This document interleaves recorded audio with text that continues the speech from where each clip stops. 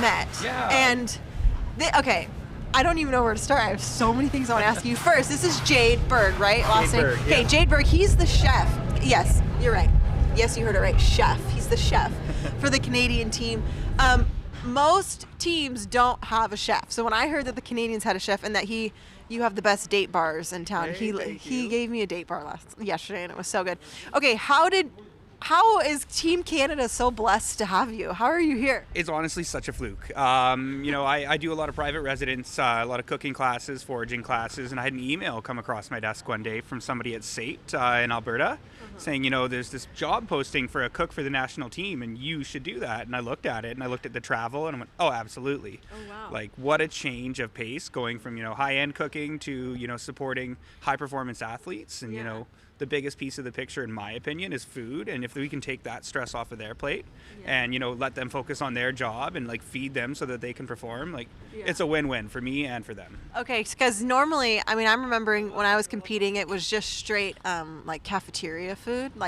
In the summer, we're just trying to get as much chicken in our bodies as possible to put on as much weight. So to have you with the Canadians is a major asset. So what are you tell me, what are you used to cooking, for your other clients, and then what are you cooking for the athletes? So, for other clients, we get a mix. We mean West Coast of Canada, seafood. So, we're fishing and we're going out making ceviche on the beach, or, we're cooking risotto over the fire on the beach.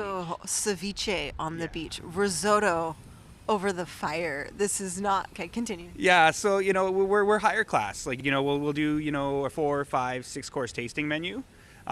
Which is so much fun to do and, high pressure, of course.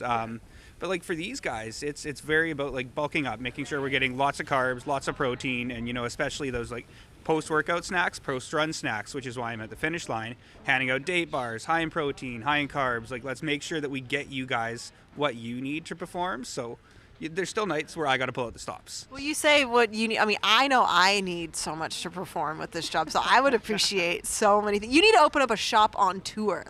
I feel like athletes, just to know that you have the goodies and the goods here. Because think about, as an athlete, you've seen the supermarkets which obviously some supermarkets are really great, but obviously in winter, many countries eat seasonally. They don't really have everything they need. So, if you just, had a sign and you said, date bar, €5, people would pay for it.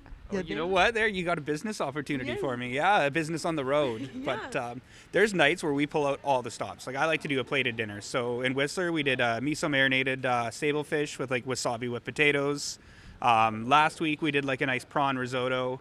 And then we did a seafood chowder, something where I can still get that little bit of, good feeling. But at the same time, it provides them something to look forward to all week. I'm feeling things. You're a true artist, truly. So he was showing me some of his photos yesterday, and I'm thinking, chef, super cool. You take care of the food, so they don't really have to think about it. And then he shows me his photos, and it's just artistry. Truly, it's. And then I was talking to Robert Fegg, head coach of Canada, and he's like, "Oh, the shrimp, or the fish." You made fish chowder? Yeah, we did. We did basically my take on a West Coast, what I would do for a chowder on the beach. But, for here, so I gathered some ingredients in Riga when I went there for the day, some ingredients from the market here. And, I'm a big believer that you can make anything with anything. So walking around the markets here, I know the athletes said, well, it's not quite the same. You're going to have a hard time, but that's half the fun is walking in and seeing, that, there's things that are very seasonal, very local. How do we utilize that and make some really good food, but also balance the nutrition? If we can make sure that those meals are tasty, it's going to make it easier for those athletes instead of trying to shove something in that, maybe doesn't taste good knowing they have to eat. Well, if they look forward to dinner and mealtime, that's so much more fun. And then, the environment, having a team dinner at the end of the day to relax, connect, have a meeting and boost morale. It's good for everybody. Totally. Oh my gosh, I could say so many things about this, but I want to point out when athletes come on tour, just to give context, it's hard for athletes to keep their weight up. So we mentioned weight is really important for the sport. Weight makes you go faster. So we're not actually a sport that's trying to cut the pounds. We're trying to eat as much as possible to weigh as much as possible. So especially for North American athletes, what happens is they're eating at home, they're eating the food that they're used to, probably eating, I remember I was eating around 5 meals a day, just to put as much as you can. And then when you come on tour, you only are able to eat, whatever the coaches have arranged at the hotel. So that's usually just 3 meals, what a normal average person eats. But so when athletes come on tour, they tend to drop weight and they lose weight. And so their weight is different. I remember I used to fit in a certain size of jeans, and then by the end of the season, I was a completely different size of jeans. Yeah, that's actually really interesting. I didn't remember that until now.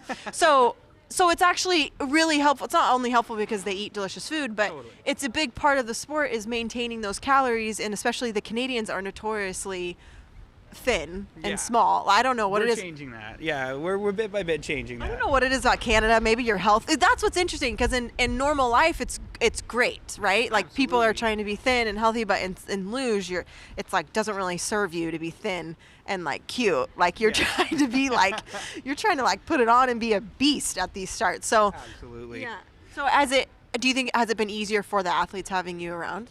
Yeah, I think so, because then we can take requests. Like if I'm like, hey, this week, guys, like, what is something that you feel as comfort food? What's something that you look forward to at home that maybe your mom cooks, maybe your grandma cooks, and let's replicate that so it becomes an excitement, but also an experience. Like when they're all sitting there and I'm plating 14 different risottos, and everyone, you can see the eyes light up, and they're like, oh my gosh, we're having this in Latvia. It just makes it for a fun experience, but then as well, keeping that weight on isn't an uphill battle. You're not forcing yourself and like timing yourself. I'm there reminding them, hey, I got Jade bars. Like, why don't you have that?